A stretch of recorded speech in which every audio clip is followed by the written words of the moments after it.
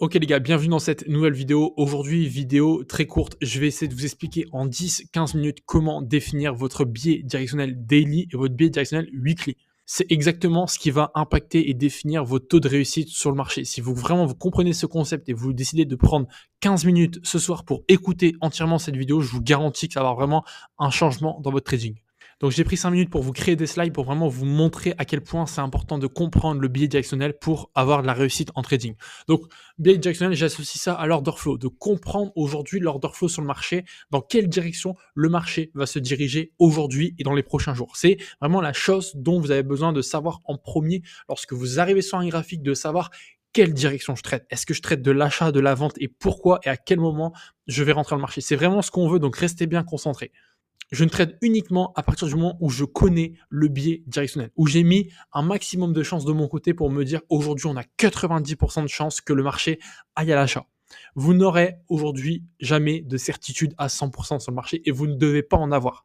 Parce qu'aujourd'hui, avoir de la certitude sur le marché dans ce que vous pensez que le marché va faire, c'est mauvais. En tant que trader, vous devez juste jouer sur des avantages. Vous ne devez pas essayer de prédire, de trouver, d'avoir raison.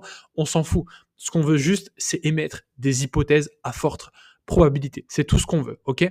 Donc, on a deux choses à prendre en compte quand on veut déterminer le biais directionnel. Je le répète, le biais directionnel, c'est simplement aujourd'hui dans quelle direction va se diriger le marché. Si c'est un biais daily, ok, dans quelle direction va aller le marché aujourd'hui? Est-ce qu'il va plus avoir une tendance haussière ou une tendance baissière? Est-ce qu'on va plus avoir un mouvement d'expansion ou un mouvement de retracement? C'est ce qu'on veut simplement savoir pour comprendre aujourd'hui, pour mettre mon cerveau en mode on, en mode je cherche par exemple des achats ou je cherche des ventes.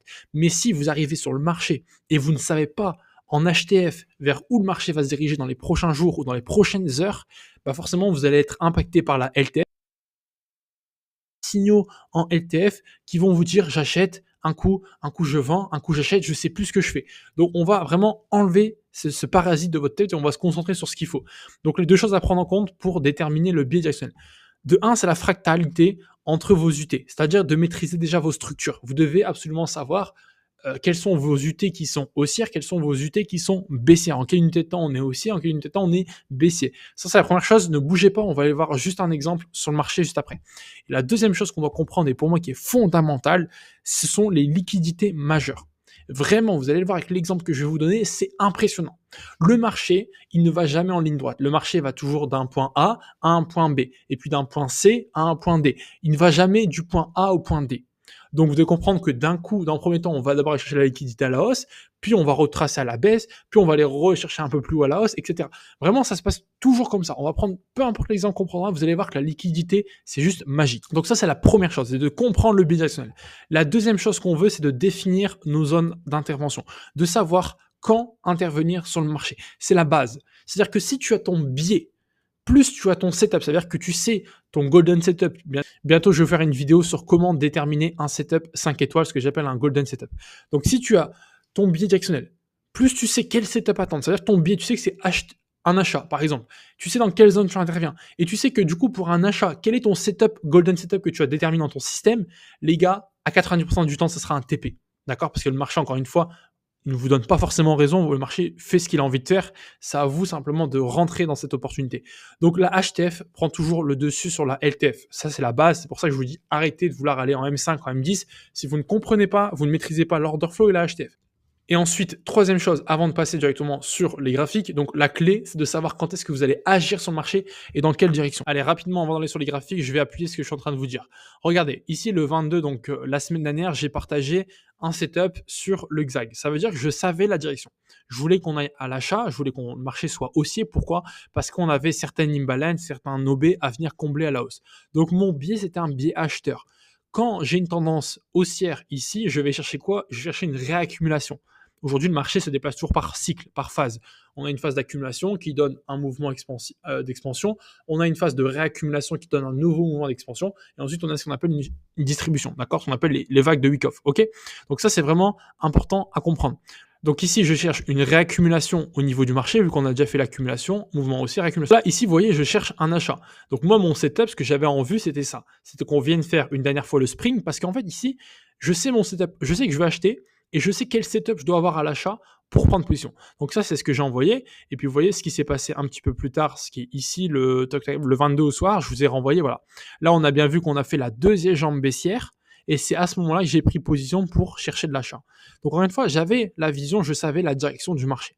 Je vous prends un autre exemple que j'ai envoyé il n'y a pas si longtemps. Donc ça, c'est ce que j'ai envoyé du coup hier ou avant-hier dans le groupe. On avait, je vous montre juste ici avant ce qui s'est passé. J'envoie cette vision sur le XAG. En fait, regardez, on avait pris la liquidité à la hausse. Donc, ce qu'il fallait faire en HTF, c'est venir prendre la liquidité ici à la baisse, la trendline. Donc ici, zone H2, zone de vente, le marché a fait quoi? Le marché a chuté, hop, c'est pas celle-ci, c'est celle juste après. Le marché a chuté directement, venir chercher une autre liquidité. Donc encore une fois, on avait la vision, on connaissait le biais. Là, je vois pareil, même setup, réaccumulation. C'est-à-dire qu'on a un mouvement expansion, réaccumulation. Pourquoi? Pourquoi je veux chercher l'achat? Parce qu'on a une BPR H8, on a une zone H8, un OB H8 à venir chercher à la hausse. Est-ce qu'on a des imbalances, des OB HTF en dessous? Non. Donc la liquidité, l'order flow se situe à la hausse. Donc je me concentre sur des achats. Donc une fois que je sais que je veux acheter, je me concentre sur le setup d'achat que je veux aller chercher. Mon setup d'achat est une réaccumulation. Et là, c'est exactement ce qu'on a fait. Vous avez vu, hop, on est venu s'appuyer ici sur l'IC, le marché est parti vers la zone H8, on a pris l'imbalance et ensuite on a été exactement à la zone H8 que j'attendais. Je vous garantis qu'en comprenant l'order flow, vous allez largement augmenter votre win rate. Pourquoi? Parce que le problème des gens, c'est que quand vous arrivez sur le marché le matin, vous voulez absolument savoir ce que le marché fait. Moi, aujourd'hui, j'ai vraiment une leçon que je me suis dit, c'est aujourd'hui, si je ne comprends pas, si je ne connais pas l'order flow, j'arrive pas à déterminer le biais directionnel du marché parce qu'on est trop en range, parce que c'est trop incertain, il y a autant de liquidité à la hausse qu'à la baisse, je ne touche pas. Et en fait, je cherche simplement à rentrer en setup d'achat ou de vente une fois que je suis, entre guillemets, convaincu de l'order flow de la journée. Je sais le biais directionnel des 2 à 3 prochains jours ou même de la journée et donc je peux me placer dans le mouvement et dans la tendance. Le problème, c'est que si vous n'êtes pas dans la tendance, vous allez le faire stop loss. Donc ce qui compte, c'est de savoir où va se diriger le marché aujourd'hui. Prends l'exemple que je viens de partager aujourd'hui dans le Discord. D'ailleurs, si vous n'êtes pas encore dans le Discord, si vous voulez obtenir tous mes setups, mes trades que je prends, rejoignez le Discord, vous avez le lien juste en dessous dans la description. Donc ici, regardez, on est sur le XAG. Regardez ce que ça va faire parce que je vais vraiment vous donner la vision future que j'ai sur les prochains jours. Comme ça, vous pourrez revoir et vous dire est-ce que ça a été réalisé. Si on prend ici, voilà, juste le setup qui s'est passé avant, donc avant ce que je vous ai montré juste avant.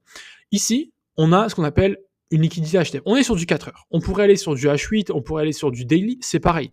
Au plus on est sur une grosse UT, au mieux ça se passe. Si je prends par exemple ici, donc le 4 heures, on est venu chercher la liquidité. Ici, on avait ce qu'on appelle des equal high, bon, légèrement, on va dire plutôt une trendline qui a été formée comme ça. Ici, on est venu chasser la liquidité. Mais en chassant la liquidité, qu'est-ce qu'on avait fait? On avait créé la liquidité à la baisse. Ensuite, qu'est-ce que le marché est venu faire? Il est venu donc liquider en haut, et puis venu ici retracer. Ici, on a venu créer un equal low, on a retracé, et hop, ça c'est le mouvement que j'avais donné.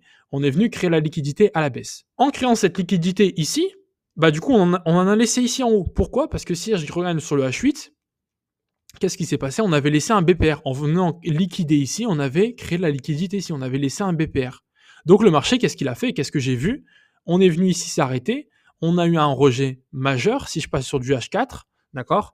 On a eu ici, excusez-moi, on a eu ici, du coup, ma pin bar sur le marché. Le marché a retracé et est venu rechercher et du coup mitigate cette zone H8. Et ça, c'est ce que j'avais donné. Et du coup, en comprenant, comme je vous l'ai dit, le fait qu'on est venu ici, on a fait une première action, on est venu retester cette zone M20, on a été rejeté, du coup ici on a fait un fail suivi d'un BOS et une vraie cassure, en fait le marché c'était logique qu'il continue son expansion haussière. Ici on a eu accumulation, on donne le mouvement, réaccumulation, on donne le mouvement. D'accord? Ce sont les 3 phases que je vous ai expliquées. Et donc le marché il est venu quoi? Il est venu chercher ma liquidité, ici mon BPR, et venir mitigate du coup ma zone. Donc ça on peut l'enlever. Ma zone on peut même la finir ici sur du H4, ou même du H1, pardon. Donc là, ici, on est venu chercher l'OB H1. Donc, vous voyez comment c'est parfaitement exécuté. Maintenant, ce qu'il faut prendre en compte, c'est OK, maintenant qu'on est venu dans cette zone, on a pris la liquidité HTF de l'OB H8, où on va aller? C'est vraiment de comprendre. Donc, pour savoir où on va aller, on détermine d'abord les liquidités. Les liquidités HTF. Donc là, je passe en 12 heures. Qu'est-ce que je vois? J'ai 2 liquidités majeures. J'ai ma liquidité ici en daily, qui a un super OB, qui a une superbe imbalance en daily. D'accord? Donc ça, très grosse liquidité. Et ma deuxième liquidité, c'est également le BPR en daily que j'ai ici en bas, plus cette magnifique trendline. Cette magnifique trendline, comme je l'ai dit, qui a été créée à l'issue de la capture de ces liquidités-là. On est venu liquider ici, mais en liquidant, on a créé de nouvelles liquidités. Et ici, c'est très intéressant parce qu'on a, une confluence entre la liquidité de la trendline plus du BPR en daily. Donc ça, c'est une zone que je vais venir target dans les prochains jours. Maintenant, ce qu'il faut se demander et se poser comme question, c'est OK Théo, j'ai la liquidité ici en daily, j'ai la liquidité ici en daily. En effet, là, du coup, ce qu'il va falloir faire, c'est de comprendre et de jouer avec les structures et ce qu'on appelle la fractale. Ça, bien sûr, c'est un niveau un peu plus avancé, c'est pas évident pour tout le monde, surtout si vous ne maîtrisez pas les unités de temps et les switches du T. Mais là, ce qu'on peut voir, c'est que sur la HTF, on est baissier sur le XAG. C'est-à-dire qu'on avait des high, un low, un high, un low. Donc on est dans ce mouvement baissier. On est dans ce mouvement baissier, on est dans ce qu'on appelle du retracement. On est en train de retracer le mouvement. Et du coup, en retraçant, on crée de la liquidité. Donc là, c'est très simple. Pour moi, on a des chances d'aller chercher et mitigate ça. Et en fait, une fois, dans tous les cas, peu importe, on ne veut pas savoir ce qui va se passer, mais ce qu'on se dit, c'est OK, on a deux chances, on a deux côtés, soit en haut ou en bas. OK. Comment on fait? En fait, on va attendre que le marché vienne prendre une liquidité majeure d'un côté, et du coup, on va target la liquidité de l'autre côté. C'est exactement ce qui s'est passé ici. D'accord? Vous voyez, par exemple, à ce moment-là du marché, quand on était ici, par exemple, ou même là, on ne pouvait pas savoir. Est-ce qu'on va d'abord aller prendre en haut, puis aller ici prendre la trendline en bas, ou d'abord on va ici en bas, on refait un spike et on va en haut. On ne pouvait pas le savoir. Par contre, on l'a su, une fois qu'on a pris d'un côté, on savait qu'on allait de l'autre. Pourquoi? Parce que le marché se déplace de liquidité en liquidité.